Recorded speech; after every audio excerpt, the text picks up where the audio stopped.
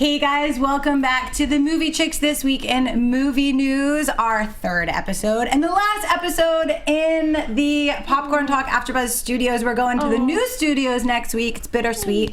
I've been in this studios for a really long time, probably since I moved to LA, so that's a long time when TVs were black and white. Anyway, we have the full panel of all the Movie Chicks staff this week back, so let me introduce them starting at the far end of the table. We have Zoe Hewitt. Hey, Zoe. Hey, guys. Happy to be back this week. And we have Katie Cullen. Hi, all my buddies. With a fabulous bow dress on, might I add, that I want and I'm super jealous of. Black milk. I love it. Love black milk. Black milk. We at the Movie Chick love you. And Miss Megan Salinas. Hey, everybody.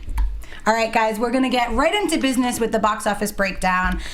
This weekend was a really surprising week at the box office, not what I thought was going to happen at all. I'm going to start with the number 5 and build up to number 1 because it's so surprising. So the fifth one and still going strong is the most recent Mission Impossible. Number 4 is A Walk in the Woods, which I haven't seen yet, but looks okay. And number 3, War Room. Such a surprise it's still up there. Why? Number 2 is The Visit, and number 1 is The Perfect Guy.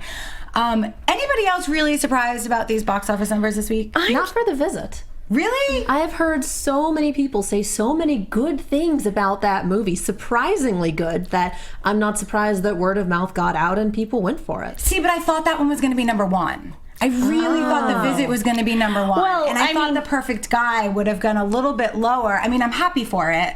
But I thought The Visit would have been number 1 this week because it did have a great word of mouth. I mean, have you seen Michael Ealy, though? Michael Ealy. But I've seen The Perfect Guy. I have to wonder how many people went to The Perfect Guy thinking it was a rom-com or a date movie. Well, so here, this is the deal with The Perfect Guy, and I don't want to give like a full review, but because it was number 1 this week, I think it's pretty fair to say, I think a lot of people thought they were seeing like another No Good Deed, which was an amazing thriller with an amazing African-American female with lead, Idris African-American cast. Yes. Idris Elba was terrifying, and I think they thought they were going to see that, so I'm curious to see where The Perfect Guy lands next week because it was not a thriller. You know, it reminds me a lot of that Mark Wahlberg movie back in the day, Fear. Oh, and Fear was good though. Well, and just kind of my big problem with The Perfect Guy is just that we've seen this setup over and over. I love Michael Ealy, but like the whole Fatal Attraction thing, I'm over it. It's boring. I was actually excited about that part of it because of the cast and because anytime I mean, I love Tyler Perry and I love Tyler Perry's movies, but for a really long time when you wanted to go see a movie that had a full African-American cast, you were getting only Tyler Perry movies. And so now I think it's a great step that we're seeing the No Good Deeds and The Perfect Guys are coming up. But at the same token, it wasn't a thriller, and there were really funny moments, and I don't think they were intentionally funny, which still made it a really fun movie, just not what I thought I was going in to see. So that was really surprising. Anyone else have any surprises or thought that they were going to see this week? Well, it didn't rank, but I loved the idea of it. I haven't seen it yet, but Meet the Patels, which is a documentary about arranged marriages in India, and it has amazing reviews, so I'd love to see it. Unfortunately, it didn't rank, but not really unexpected either that it didn't make it up there, but it's supposed to be fantastic. Did it have wide release? I believe so. It has wide release, actually, I believe next week. And if you go to the site this week, we will have an interview with the Patels. I got to sit down with them after screening the movie, and so that will be up this week. It is amazing. It is a documentary / rom-com that's super fun that I hope people go see, and you will want to be a member of the Patels after you see it. So let's get into movie news now that we've talked about the box office. I'm breaking things. The first item is Darren Aronofsky, and most notable from Black Swan, is in talks to direct the upcoming Evel Knievel biopic to tackle the film for Sony Pictures with a new title called Pure Evil. They are still working on the elements of the film, but Sony has hired Scott Silver to do a page 1 rewrite with Aronofsky with the hopes that he will then jump on as a director. Those are some high hopes. Katie, what do you think of Aronofsky taking on Evel Knievel? I am all for it. Evel Knievel, there's a lot of showmanship there. There's a lot of what could be really good set pieces. And you have Aronofsky, and if you look at Black Swan, it was a work of art. It was some very harrowing, very good cinematography, and to see that applied to motorcycle stunts would be a thing of wonder and beauty. Real life Mad Max. And not to mention that, like, this kind of seems up Aronofsky's alley, because he's been doing a lot of those movies with The Wrestler and Black Swan, kind of this self-destructive sports hero thing. Yeah. So Evel Knievel fits in really well with that. And also, if you look at Silver's resume, he actually has a pretty good resume too. He does. This is really exciting news for me. You guys probably don't know this and probably don't care to know this, but I grew up on the back of a motorcycle. So for me, anything that has motorcycles, I'm super excited about. And Evel Knievel is legendary. I mean, the stunts, the things that he did, his family, his story is just really amazing. So I think it'll be really fun to watch. And I think that when you have an Aronofsky, like you said, Black Swan was beautiful. It was a piece of art. And to see something like that be mixed in with an Evel Knievel, to me, is really exciting. So I hope that the rewrite works and it makes him want to come on as a director, because that'd be exciting. And Channing Tatum's attached to this as well, which I thought was a really interesting kind of attachment. Zoe, what did you think about it? I'm not a huge fan of his movies, I have to say. So I'd give it a chance. I'm curious about Evel Knievel. I like fun action. But I actually found it kind of interesting when I was doing a little research on him, just to see if there was anything I might pick up on that was interesting. He went to Harvard. And so I feel like, someone who's gone to Harvard probably has a lot of good things to say. So fingers crossed for something good. Yeah, you have to be in the right mood to watch an Aronofsky movie. That's not something you can just jump into. Yeah. You don't want to sit down and laugh with those. Completely agreed. All right, the next one, The Hollywood Reporter has confirmed that Disney will take on another supercalifragilisticexpialidocious one more time. I just really wanted to say that. They are saying the new film will be set 20 years after the tale of the classic 1964 movie and will take its cues from the book series written by P.L. Travers. Set to also be a musical, Rob Marshall from Into the Woods and Pirates of the Caribbean on Stranger Tides is set to helm the feature. Zoe, are you ready for a new Mary Poppins film? I'm ready, but with a little bit of reservation, only because I'm not a huge fan of the darkness in the movies. The books are pretty dark, so if they're following that, if they're following like the new Jungle Book where Disney has taken a turn, then I'm not sure I'll love it as much. But if they stick with the happier storylines, like the traditional Mary Poppins, I'm really excited. And I think there could be some fun casting with like Isla Fisher, I thought of. I know last week you guys were talking about Catherine Hahn when I wasn't here, and I think she could be a really sort of quirky, interesting choice.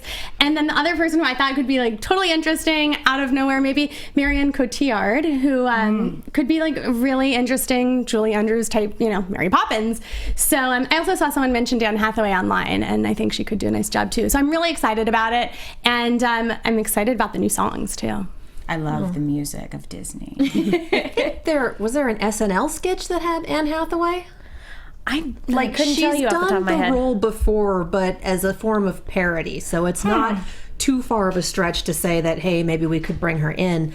And actually, P.L. Travers, the author, never liked the Disney movie. She took the rights back after the movie aired, and now that she's passed away, her estate has given them back to Disney. So the plan to begin with was to make all of the books into movies, and Travers was the one that said, not super fond of this. So I can see them keeping with the happier, lighter twist. And because we have material for a sequel, and it's not just, that did well, let's make another one. I'm looking at you, Pirates. I like those movies. 1 and 4 were great. 2 and 3 were problems.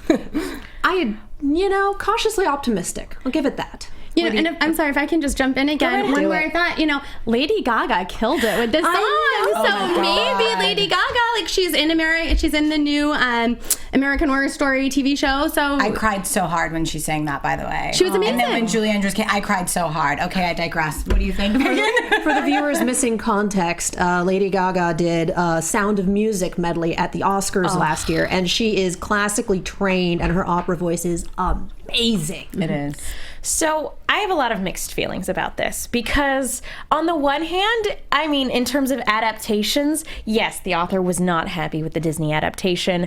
And so it would be interesting to see a kind of sequel because it's set 20 years after. Yeah.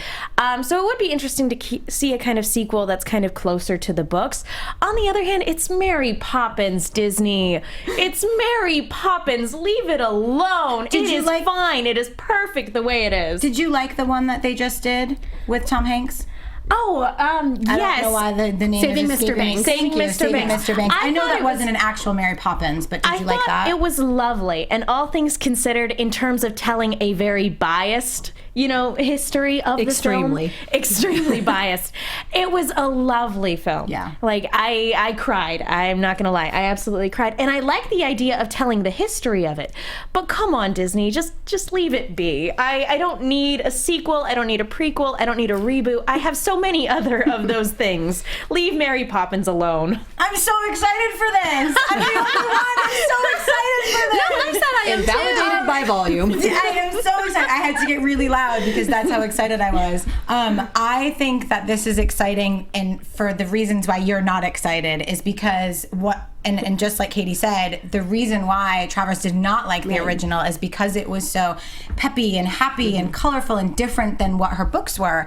And I've read the books and they're amazing, and I do like that they're a little bit darker, and I like that Disney's taking that leap and not afraid to be just the happy rainbow colorful unicorn people anymore. Like, I like that they're kind of stretching out a little bit. They can be dark. They can be. And I mean, God, Maleficent, geez. I mean, if you want to see Disney do a dark scene, there's no better dark scene than in Maleficent. And I think that they're doing it really well, and they're doing it in a way that families and children aren't afraid of it, but it's cautionary. And so to me, that's all really exciting. Or even the fact that they tackled Into the Woods. Like, that is a dark musical. And all things considered, it was adapted really well. It was. Well, and Disney's been doing dark live action since the 60s. Most people our generation don't know it because we grew up on the animation renaissance, but Disney straight up made a horror movie a few decades ago. Yeah, they did. Like, this is not a new thing for them. What was it, The Watcher in the Woods? Something like that. But I think the reason why I say that is because I think a lot of times when we think of Disney, even the animated films, when you look at even the animated films, there's darkness. I mean, in every one, the mother is either terrible or dies. So, I mean, talk about teaching kids really early on about things like that. And Disney isn't afraid to tackle that. So that's why I'm excited. You know, they're going to be playing The Black Cauldron for a few days at the El Capitan Theater in October. What? When? I don't remember which days, but it's for like 3 days only. 3 days going. only. That's We're exciting. going. All right, the next one is the first day of principal photography on the new Bourne movie is complete, and producer Frank Marshall tweeted out a pic to show us that Bourne is indeed back. And I would like to say, for the women that have seen the picture, and hopefully you can see it and they'll pull it up for you, and gentlemen, you can appreciate this too. He's looking better than ever. Megan, what do you think of the pic Marshall tweeted out? I mean, no argument here. Matt Damon always looks good, especially when he's getting ready for the Bourne movies. And I gotta say, this looks like a good first picture, but it's not enough for me to change my mind. I am still really apprehensive about the Bourne movies because they literally hurt my head whenever I especially sit the down. last one. Yes. Oh my gosh. They literally hurt me to watch. There's just not a whole lot I think that I can see that will get me excited for it, because I know that style is integral to the films. And so and more power to the film and more power to the people who like it. But I can't sit through them. They hurt me too much. So what do you think about the picture? I like those movies, and now I hate to be a panel of women just talking about Matt Damon looks good without a shirt on. So, I mean, of course, we can all acknowledge that, and let's face it, I'm sure the guys out there can acknowledge that too. Right. But I like that fun action. So, although I didn't see the Jeremy Renner one, Matt Damon's back, I'm on board, definitely. Now, Katie, I know that you don't know the franchise really well, but I know that you know that he's like this spy and has to do all this crazy stuff. So, does he look good enough to be a spy that's doing crazy stuff by this picture? It looks like Mad Max. I'm back on that, but it's like, okay, bandages and dirty and tattoo, and I think I've seen this in theaters already.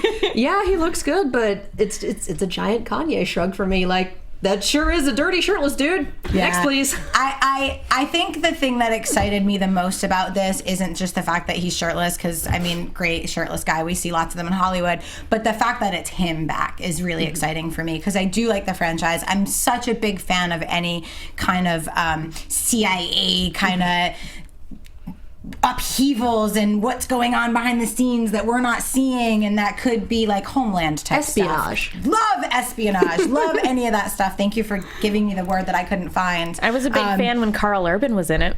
Yeah, I Urban. didn't like the last one, and I thought the last one was not good, and so did Matt Damon, and that's why he didn't sign on Which to be is a part of it. unfortunate because such a good cast. Yeah, so I'm excited that he's back, and that to me is exciting about the picture. Like, obviously, it doesn't give us any information about the movie. It doesn't give us. Sorry, the dog is chewing a bone. If you hear that, and why I keep looking at the floor, Deaf Dog is in the studio, of course. But that did get me really excited just to see him. So the next section we're going to go to, we're going to head over to the casting couch. I don't know if it's anyone's favorite place to be, but we're going to talk about it anyway. Variety is reporting that Jenny Slate, best known from Married, will join Chris Evans in the upcoming Fox Searchlight drama Gifted with Mark Webb at the helm. The film also stars Octavia Spencer and newcomer McKenna Grace. Gifted is the story of Frank Adler, played by Evans, a single man who's raising his 7-year-old gifted niece in Florida. Trying to give her a normal upbringing, he enrolls her in school and attracts the unwanted attention of his scheming mother who wants custody to exploit the young girl. Megan, would you cast or pass Jenny? You know, I feel bad because the only thing I've really seen her in is Parks and Recreation, and her character in that is so unlikable. Yeah. She plays Mona Lisa, for those of you who don't know. Yep. But so her character is just so unlikable that anytime she's on screen, it's like pretty grating, but that's what she's meant to be. So she's doing that very effectively. But I haven't seen her in any other roles, and I don't want to judge her based on one really terrible character or a character who just happens to be a terrible person. And I also don't quite know what they're going for with this movie, because they say drama, but is it kind of a lighter drama? What is her character? Who would she be playing in this? And the description doesn't give any information on that, so I don't know. Maybe she would be perfect, but I don't know who the character is, so I can't say whether or not she's good. So for right now, I'm going to say pass. Okay. Katie, cast or pass? I'm going to table it for pretty much the exact same reasons. We know virtually nothing about this movie. I'm still trying to figure out whether gifted means she has a high IQ or she has superpowers. Well, I don't know. Gifted is for the young girl. Yeah. The young girl is a prodigy. Oh, yeah, no, I know. They had like But again, in my I don't school, they know. had like the gifted Yeah. program for like the super smart kids. Okay, so I it think is that's high what they're IQ. referring to. Yeah. But you're right. We have zero context for anything that she might be doing in this. Right. And so I got to put it on the table, because without knowing her purpose in this film, how can we say whether she'll fit it? Zoe, what do you think? Cast or pass? I'll take it because, you know what, there's not a lot of information about this film. She's done a lot of comedy, but that's not to say that she can't transition over. So why not? I mean, I'm suggesting Catherine Hahn for Mary Poppins. So let's go for it and see something interesting. I'm actually really excited about this. I don't know if you guys have seen the movie Obvious Child with Jenny Slate, but she's amazing in it. And it is comedy, but there are some really serious moments as well, and she's great at it. And because she is so known from comedy, I'm really excited to see her in something that's not comedy. I think that she has the acting chops to do really well, and I think that it'll be really exciting to see her do something different, especially opposite someone like Chris Evans, who also is really kind of showing his skills of being not just Captain America. Exactly. We want to see him do more, and I really liked seeing him do more. Like Snowpiercer was an amazing, very odd, very strange film, but it was an interesting ride, and he was impeccable in it. So that makes me excited to see her do something other than comedy. So can we get a shirtless picture of Chris Evans then? Yeah, well, I'd be excited He about. wasn't the casting news, but when we have I know. one, I'll make sure I pull a shirtless one for you. Woody Harrelson has joined the cast of the upcoming film War of the Planet of the Apes. It is the 8th film in the franchise, and Harrelson is set to star as the villain. Katie, cast or pass? Oh, cast. Oh my God, Woody Harrelson. As far as I'm concerned, he can do anything. I don't know if he's going to be an ape. I don't know if he's going to be a human villain. He will be a human villain. He Sorry, will be I a should have human told you villain. that. Okay. I'm still up for it. Oh, that man can be terrifying. Yes. Yeah. Zoe, what do you think? I like Woody Harrelson. I agree. So although I'm not a fan of the Planet of the Apes franchise in general, I'll take him. Megan? Cast 100%. He is a treasure, just in terms of acting. I loved him in No Country for Old Men and, of course, Zombieland. He is a treasure, ladies and gentlemen. And for any true detective fans out there, everybody who's seen that knows how great he is. So yeah, I 100%. I think he can play a really great villain. I love the Planet of the Apes, the new ones. I have not seen the full older films. My stepdad used to watch them tirelessly. There are like 5 of them, right? And my stepdad used to watch them tirelessly, and I was like a teenager, and I just was like, oh my god, talking apes, this is so stupid. And then the new reboot came out, and I like fell in love being a dog lover and being a rescuer. I was just like, oh my god, I'm obsessed. And the second film I really enjoyed, so I'm excited for this third one and this reboot of the franchise. If you guys think, I mean, Woody Harrelson can do no wrong in my eyes as well, but if you want to see him terrifying, check out Out of the Furnace. It is a very amazing, dark film that not enough people saw.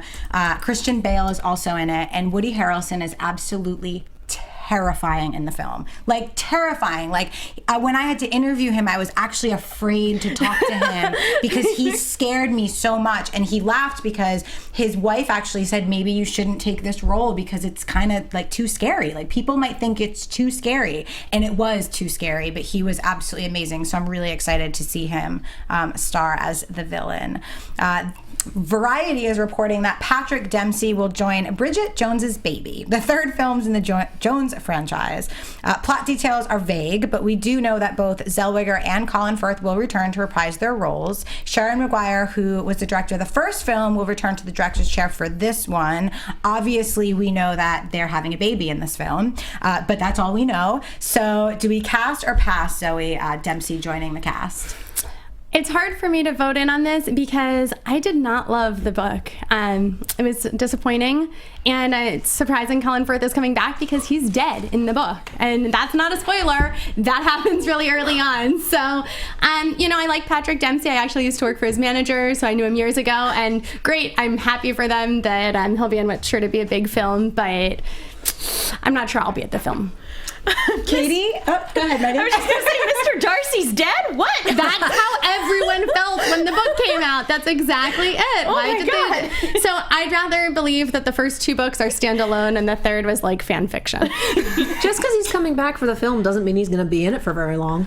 That's true. It'll be flashbacks. Yeah. I think I killed Megan. Not Mr. Darcy. Yeah, but that's the poor man's Mr. Darcy. Let's face it. He's not. It's the poor man's Mr. Darcy. I think those are fighting words. Mr. Darcy. But that's what I mean. The Mr. Darcy from Bridget Jones is not the original amazing Mr. Darcy that Colin Firth has played. He also played the actual Mr. Darcy. Yeah, that's what I'm saying. Yeah, I know. That's my point. It's like a Darcy within a Darcy. Yeah, that's like Darcyception. Mr. Darcy. All right. I'm sorry. I didn't mean to interrupt. Katie, what do you think about him joining Jones's Diary? Well, speaking of dead characters, and all the Grey's Anatomy fans are like, you. Yeah, no, that's not a spoiler either. It's been out for a while. Romantic comedies, this guy, why not? He's got the chops. He can do it. He's done it before, sure. And he's great at romantic comedies. I'm kind of with you, Zoe. I don't know how I feel about them doing a third one in general. Although, normally I'm not really a chick flick romantic comedy person, but I enjoy the Bridget Jones Diary movies a lot. So the fact that they're making a third one, I have mixed feelings. But Patrick Dempsey, I mean, as you said, Katie, he's been in romantic comedies before. He's charming. He's handsome. Why not? I feel like this is too little too late. I think Patrick Dempsey joining the cast of A Bridget Jones Diary is great. He, like everyone has said, he's amazing in romantic comedies. We love to see him in romantic comedies. He needs to do something now that Grey's Anatomy isn't on. We want him to do more things. But I don't want to see another Bridget Jones movie. I feel like maybe 5 years ago I would have wanted to see it, but I feel like it's too little too late. I feel like there's been too much time since the last one for me to really care anymore. When did the last one come out? Like 1985.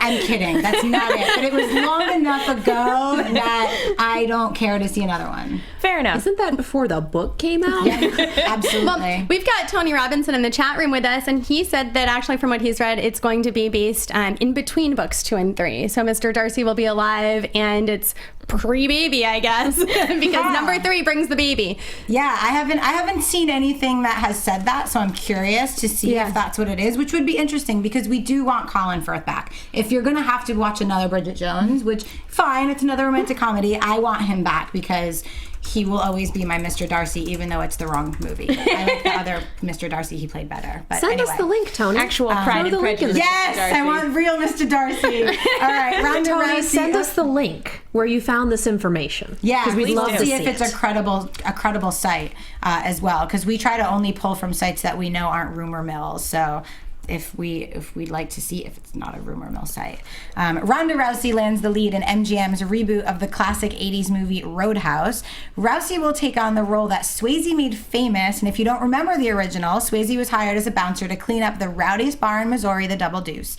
Rousey embraced the remake but wanted to be sure to respect the original and reached out to Swayze's widow and asked for her blessing. Katie, what do you think about Ronda Rousey leading Roadhouse? Does she have any acting credits? Oh God, yeah. She was Fast and Furious. She was. Oh, she's been in a I'm bunch getting of- her mixed up with someone else. With the person who just won the MMA. Yeah, I don't see why not. I'm not sure we needed a remake. Again, we're back into why do we need to remake everything territory, but I don't see why not. Zoe, what do you think? I think it could be interesting. I'm actually not familiar with the first one, but I did. You should see it. It's on my if you haven't seen this, we can't be friends list. It's so bad, it's good. Well, Then we're hosed. I just have to say we're already friends because I saw The Kid. For those of you who were watching last week, I've already seen that movie. But I watched the trailer from the original, and it's great because it's so dated. It's really fun and campy. And I tend to like movies like this where it is action. Normally, I don't like beating up type movies, but where it's sort of lighthearted, as funny as that sounds. So this doesn't bother me. I could be in. And this woman's tough. So, yeah. Yes, she is. She can hold her own in the ring, that's for sure. Megan, what do you think? I'll be honest, I haven't seen the original, so I apologize to any big 80s movie fans that I haven't seen it, but I kind of like Well, how old were you in the 80s? I was born in 88.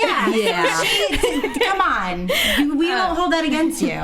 But I love the idea of taking something and remaking it with a woman as the central figure. Again, do we need a gazillion reboots? No, not really. But if you're going to do a reboot, do something different. And they're doing something different. So I would be intrigued to see what they do with it. And if they keep that fun sense of humor, then go for it. All good. Yeah, I'm like cautiously optimistic. I don't know if I cast this or not. I don't know how I feel. I love, like you said, that we are going to get a remake of Roadhouse and that it's a female lead. Obviously, we have the first female movie news show. We're all about females in the industry. We love seeing women get cast in lead roles. We love seeing female directors.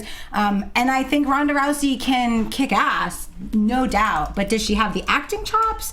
That's what scares me. The films that we have seen her in, she can no doubt do the stunts. She can no doubt kick ass. She can no doubt hang with the guys. But I don't know that she can do the acting. And luckily, this is a film that can be kind of campy, so they might have fun with that. And I'd like to see her maybe get more acting skill and be able to do it because that's what scares me. And it's exciting to see, like you said, a female in a role like that's iconic. I mean, Swayze, everybody knows that movie from Swayze. So to see that be redone with a woman's really excited. So the next section we're going to go to is if you haven't seen this, We Can't Be Friends, which the title not everyone loves, but the fans have enjoyed it. So each of us picks a movie, past or present, that we feel like if you haven't seen, we can't be friends. So Zoe, we're going to let you take the first one because you were not here last week. So what is the movie that if we haven't seen, we can't be friends? Okay, I decided to go in the spirit of the holidays this week. The Preacher's Wife with Denzel Washington and Whitney Houston. Now, first of all, are any of us still friends? I've seen it. Which holidays? There we go. I was like, I don't know which holiday you're going with either, but I have seen it, so we're still friends. So it's totally fun. I've seen parts of it. Very little. So basically, it's a story about an angel who comes down to help a husband and wife who are struggling. And I love it. It's just so warm-hearted. My type of movie, if you guys have seen anything that I've written that I talk about, I like happy, heartwarming movies. I love Denzel Washington. And And I sat at the next table over from him at a Britannia Awards event a few years ago, and I told him that I loved this movie, and he told me that it's his daughter's favorite movie too. So, I'm cute. So it's a great movie. It's heartwarming. It's fun. Whitney Houston is great. And I was looking at some of the IMDb comments about it today, just curious what other people were thinking. And someone on there said it best. They called it secular humanism. And that's true. So if you're like me and you don't love religious movies, then you don't have to get turned off by that, because really that's all it's about. It's that good, heartwarming holiday feeling. Awesome. Katie, what is your pick this week? I love you, but I don't think we're friends anymore. Giant robots fighting giant monsters, guys. You have to see Pacific Rim. Yeah. This movie is amazing. It came out a couple years ago, so you can very much get it on Blu-ray. And oh my God, if you can see it on Blu-ray on the biggest screen you can possibly manage. The effects are amazing. A lot of the sets inside the giant robots are practical, so these humans are strapped into these harnesses. The behind the scenes are amazing. Written by Travis Beacham, directed by Guillermo del Toro, so you know the monster designs are going to be amazing. Basically, it's giant aliens coming up from a rift in the Pacific Ocean and attempting to destroy humanity, so we built giant robots that have to be piloted by 2 people at a time to fight them. Huge action set pieces, some of the best character writing I have seen in a very long time. And it's not some mindless beat-em-up film about a white guy with angst. It's Charlie Hunnam as the white guy with angst, who isn't really our main character, because we have Rinko Kikuchi as Mako Mori, who gets the hero's journey in this film. Let's be real, it's about her. Raleigh's our Trojan horse to get it into Hollywood. Rinko's the real story. And of course, Idris Elba as Stacker Pentecost. If you've heard the "Today we are canceling the apocalypse" speech, this is the movie it comes from. It is amazing. I cannot recommend it enough. Aw, yeah. If you ever see any of the behind the scenes, seeing Idris Elba strapped into those things and going, "Guillermo, I'm an actor, not a stuntman," it's the Guillermo best. just goes, "More water." It's one Dumps of the water best on him. things ever. It's so great. My pick, I also wanted to go with a holiday film. But no, probably. What holiday are we talking about? Labor Day? No, Christmas. Christmas. Oh, I was like, it's September. It's a Labor Day angel that came down. Should we do Halloween in September, ladies? Because one of the trailers we were planning on talking about was a Christmas movie, and that's what brought it up for me. Yes, in honor of the trailer Krampus being released, which I wrote about on the website. You guys can go and check out my thoughts on that. My movie that we cannot be friends if you haven't seen is the first Gremlins. It takes place at Christmas, and it is one of my favorite Christmas films, and it's basically about the story of a young man who receives a mogwai from his father, who got it when he went to Chinatown, and it's this small little animal who's adorable and cute, but there are rules. 1, you can't let him in the sunlight. 2, you can't get him wet. And 3, you can't feed him after midnight. Well, guess what? He gets wet and they multiply. And then, unfortunately, some of those little buggers eat after midnight, and once they do, they become horrible monsters. And it's just such a fun, cartoony ride. It's a throwback to a bunch of old B monster movies. It's so much fun, and Steven Spielberg is behind it. So and like the puppeteering for the time is really great. It's really cute and funny, but dark, and it's just a blast. So if you guys haven't seen it, we can't be friends. And actually, I took it to a Christmas party one year because we were told to bring Christmas movies, and everybody looked at me like I was crazy. So I'm afraid I can't be friends with any of those people anymore. I love it. I'm going to stick with the 80s film because we're talking about Roadhouse, and I'm going to go with The Breakfast Club.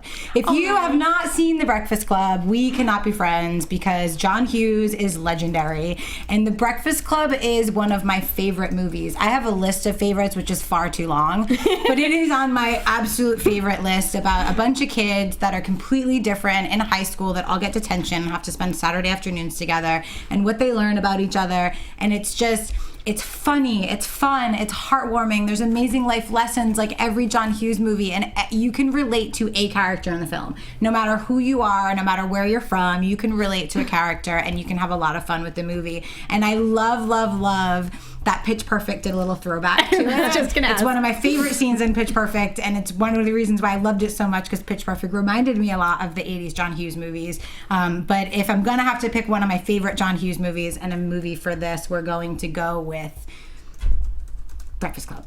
Fantastic choice. It's one of my favorites. I from feel her, like we've too. all at this table seen The Breakfast Club at this point. Oh, Katie! Katie!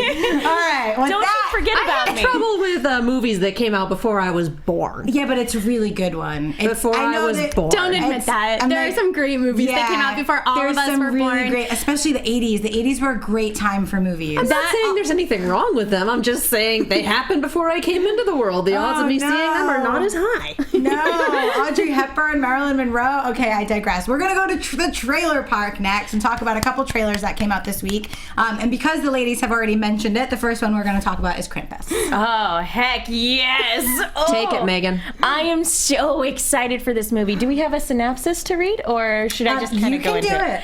Okay, so it's basically about this family. This movie is one part Christmas Vacation and one part Gremlins, in that there's a family getting I'm together pretty sure for the people holidays. die. Which is that the Gremlins part? Yeah. Okay. But so it's one part Christmas Vacation, one part Gremlins, and so this family gets together for the holidays, and one of the kids, because it's a very dysfunctional family, like having the family together for the holidays can be stressful and upsetting, and so one kid, he kind of loses his Christmas spirit, and as a result, he invokes the wrath of the anti-Santa, the Krampus, who decides he's going to take it upon himself for him and his little helpers to go in and, well, they take children, basically, who don't have the Christmas spirit, who aren't good. So he goes in to basically rain terror down upon this family, and they have to pull together if they want to get out of it. And Adam Scott is in it, and so is Toni Collette, and they are great. And I'm just really, really excited because it's been so long since we've had a holiday monster movie. I'm so happy.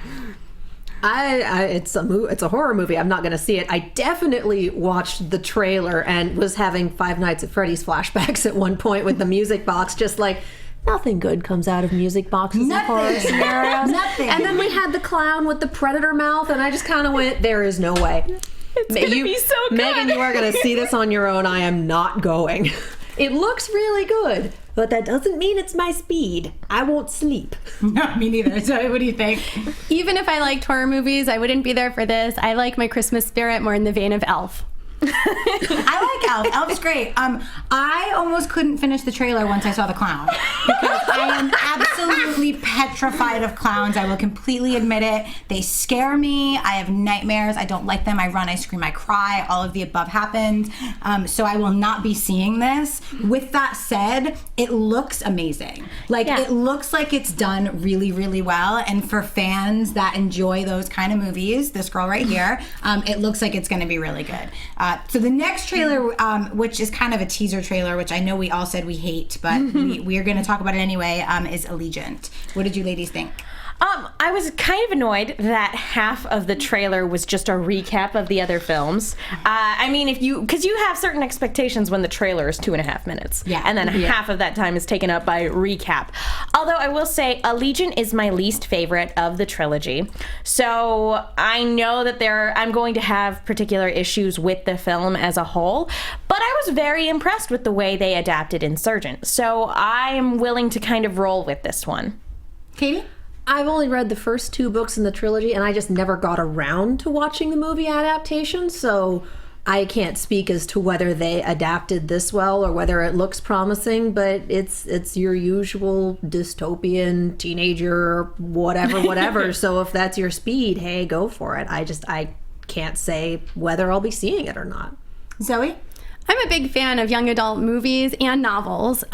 So although I loved all 3 of these books, I loved the trilogy, I'm not a huge fan of the movies. The stars aren't doing it for me, and I think they're great and could be great in other things. It's just at this point, I'm not a huge fan. So I won't be there on opening day to see it, but if it comes up on Netflix or on demand, I'd watch. I was definitely humming the Attack on Titan theme when they started scaling the wall. Just like, there we go. The world beyond the wall. I love the books.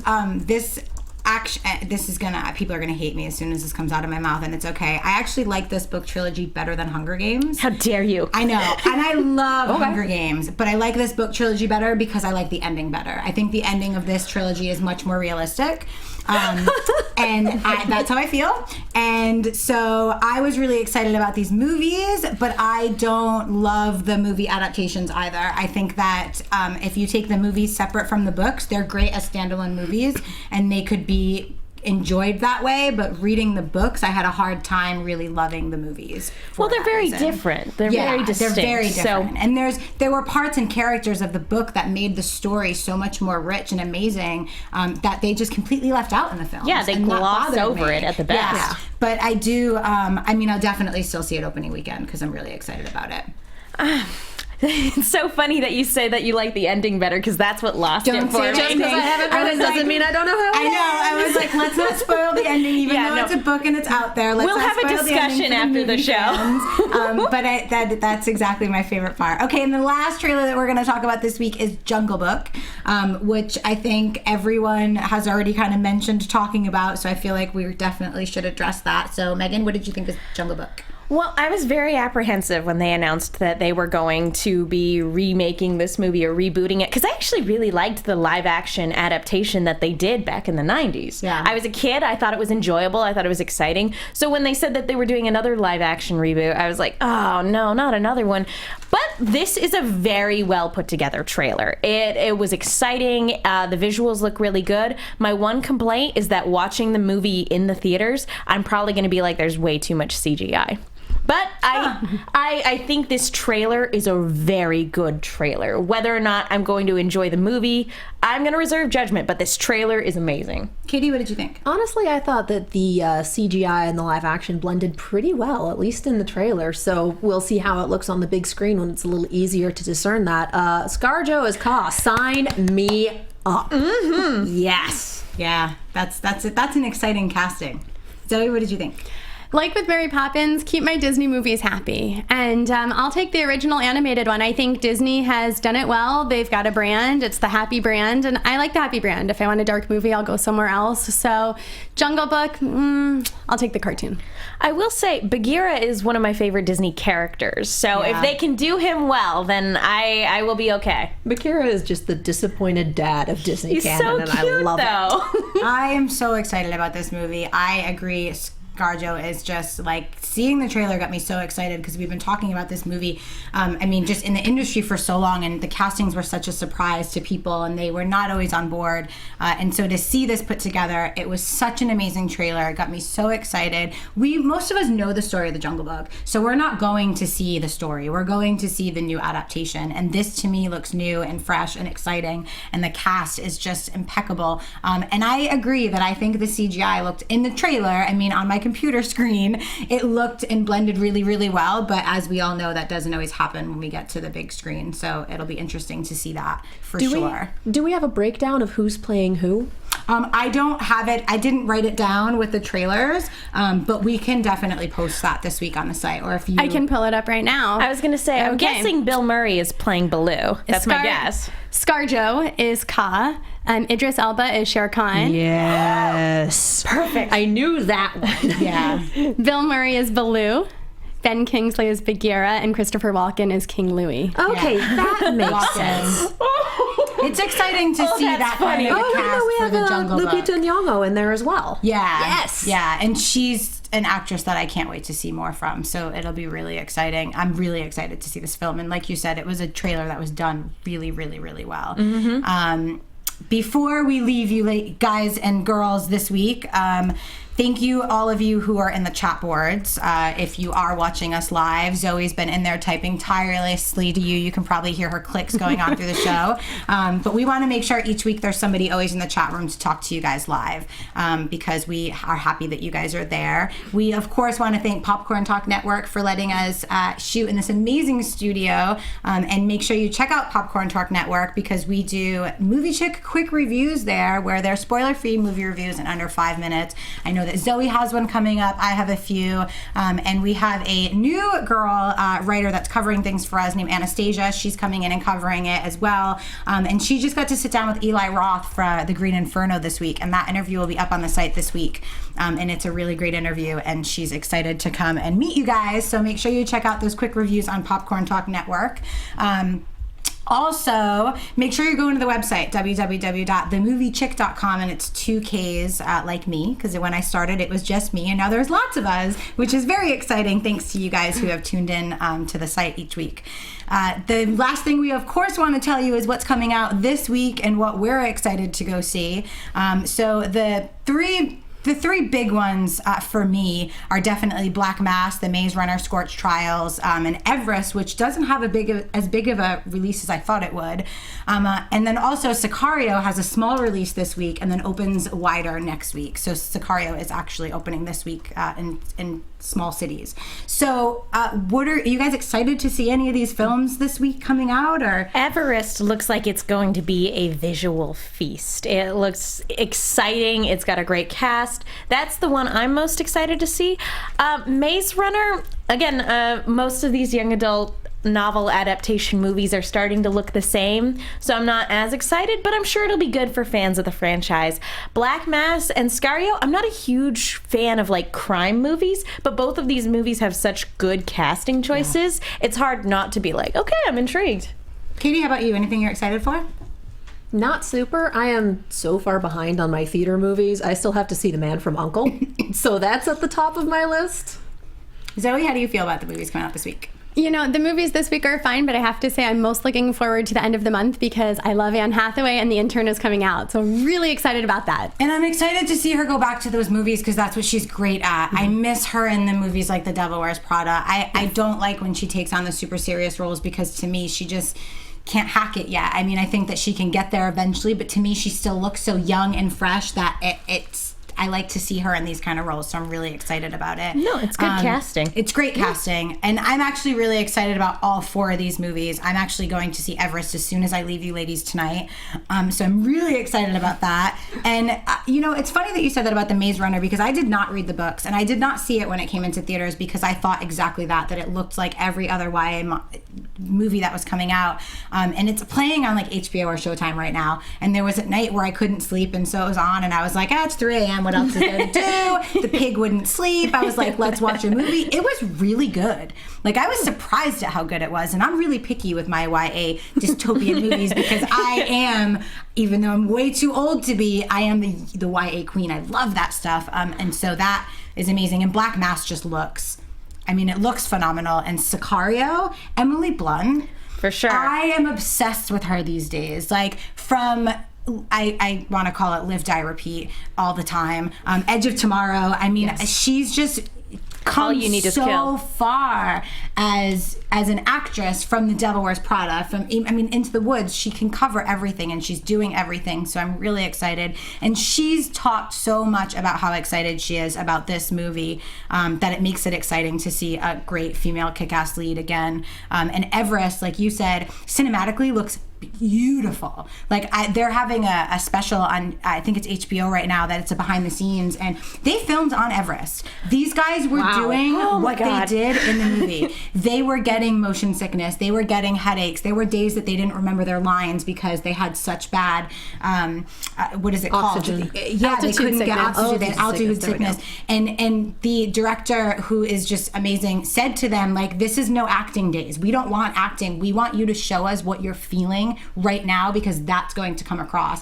And to see, like, they had to stop a shoot one day, which, I mean, in a movie, if you have to stop a whole day of shooting, especially on a place like Everest, that's a lot of money at stake that you're losing. And they had to stop a shoot an hour in one day because the person that watches, you know, the snow to see what's happening said, we have to get out of here. And there was an avalanche 4 hours later. And if they had not moved, they would have all been stuck there and taken out, and who knows what would have happened. Whoa. So to know that they actually filmed on Everest and how much research they did on this to make it real, I'm really, really excited and can't wait to tell you guys about it next week. All right. I had no idea. Yeah, so now you have to see it. Terrifying. Everybody has to go see it. It's amazing. It's just to see, and Jake Gyllenhaal, it doesn't speak completely highly about a lot of things that he does all the time, and he's been speaking very highly about this. So I'm really excited to see that.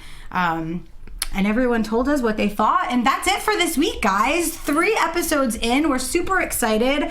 I just want to let you know that next week we have an awesome special guest that you guys all know, and you're going to be really excited to see her because you've been asking for her, and she's really excited to come on, and I'm not telling you who she is until next week, so you have to come next week and tune in.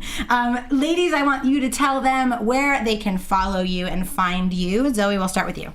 You can find me on Twitter at Zoe Said What, and of course I'm on Facebook. You can find, my name's Katie Cullen. You can find me on Twitter, Tumblr, and Instagram at Kiaxet. That's Kiaxet. I'm also on quite a few AfterBuzz shows, including Z Nation, which just had its premiere this week.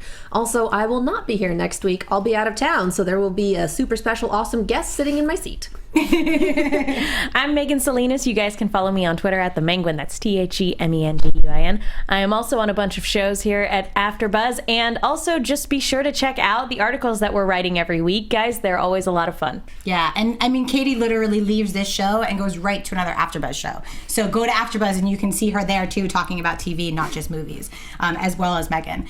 You guys can find me everywhere at Chrisley, Krisily. Don't forget to check out our site, The Movie Chick. The intern is happy to be here every week, even though she's very distracting to her mother. But she's happy to be here as always, and you guys always ask about her, so thank you. She appreciates it. We will see you guys next week. Don't forget to go to our YouTube page, subscribe, and give us a thumbs up. And don't forget to check out Popcorn Talk. See ya.